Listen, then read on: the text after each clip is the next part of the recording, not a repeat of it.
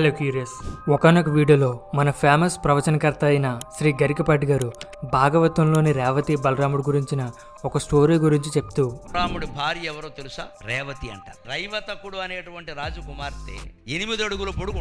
రైవతకుడు అనే రాజుకు రేవతి అనే కూతురుందని, ఆ రేవతి అనే ఆమె 8 అడుగుల హైట్ ఉండడం వల్ల ఆమెకు పెళ్లికి సరైన భర్త దొరకలేదని అని భాగవతంలోని ఒక స్టోరీ గురించి చెప్తూ, ఆ రైవతకుడు అనే రాజు తన కూతురిని తీసుకుని బ్రహ్మదేవుడి దగ్గరికి వెళ్ళాడంట.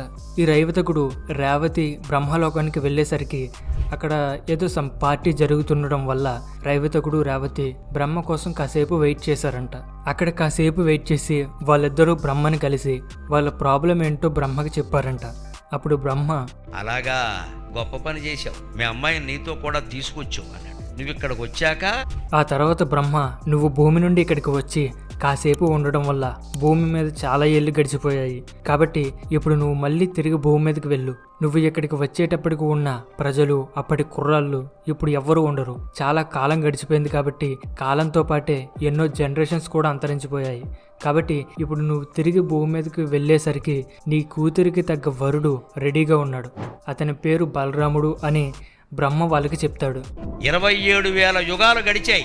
ఆ అమ్మాయి వయస్సు భూమి మీద ఉన్నప్పుడు ఎంత ఉందో అంతే ఉంది ఇక్కడ. అయితే బ్రహ్మ చెప్పినట్టే రైవతకుడు రేవతి భూమి మీదకు వస్తారు. రేవతికి బలరాముడికి పెళ్లి కూడా అవుతుంది.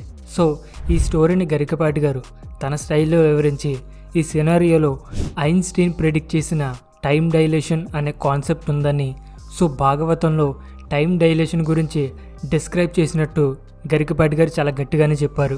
అయితే పెద్దవాళ్ళు చెప్పారు కదా అని విని నిజమని నమ్మేయకుండా ఫ్యాక్ట్ చెక్ అని ఒకటి ఉంటుంది. కుదిరినప్పుడల్లా ఇలా చెప్పిన విషయాల్ని ఫ్యాక్ట్ చెక్ చేయడం అనేది చాలా అవసరం. కాబట్టి ఇప్పుడు మనం దీని గురించి చూద్దాం. గరికపాటి గారు చెప్పిన ఈ స్టోరీ శ్రీమద్ భాగవతంలోని 9వ స్కందం అంటే 9వ స్కందం సుకన్య రేవతుల వృత్తాంతంలో ఉంటుంది.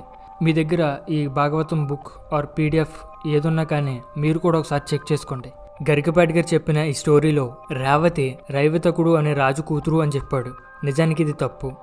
రేవతి రైవతకుడు కూతురు కాదు. అండ్ అలాగే రేవతి 8 అడుగులు పొడవు ఉండటం వల్ల తనకి భర్త దొరకటం లేదని మరో విషయం కూడా చెప్పాడు.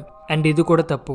నిజానికి భాగవతంలోని రియల్ స్టోరీ ప్రకారం రైవతకుడికి 100 మంది మగపిల్లలుంటే ఆ 100 మంది మగపిల్లల్లో పెద్దవాడు కుకుద్మి. ఈ కుకుద్మి అనే రాజు కూతురే రేవతి.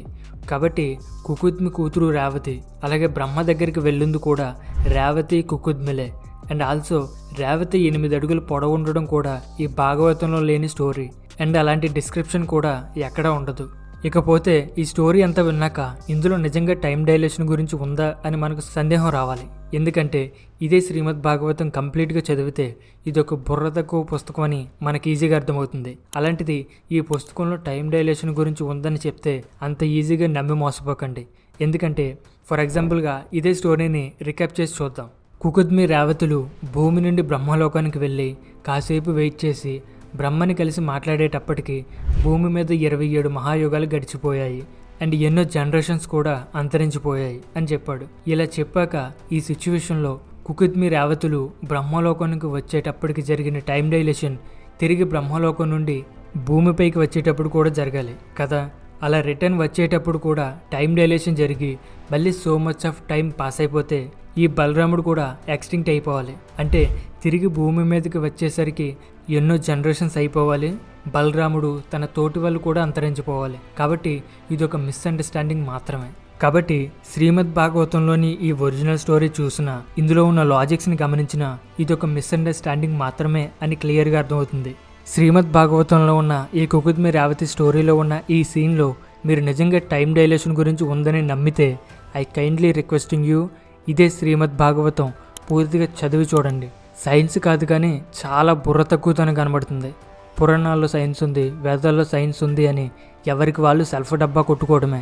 ఒకవేళ నిజంగా ఇందులో టైం డైలేషన్ గురించి ఉంటే, మన పురాణాల్లో సైన్స్ అనేది ఉంటే ఎవడో ఏదో కనిపెట్టేదాకా మనం ఏం చేస్తున్నట్టు?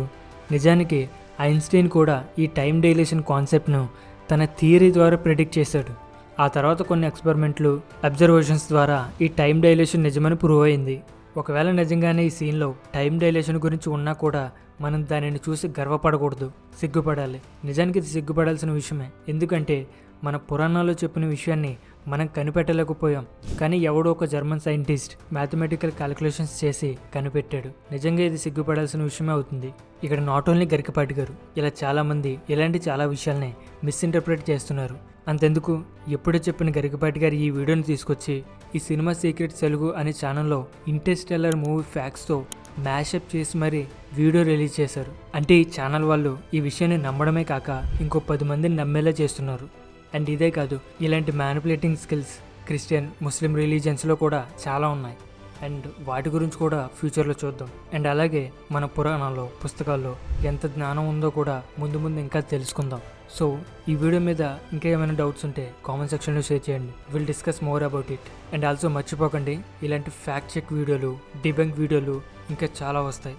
So stay curious and stay updated. Thank you so much.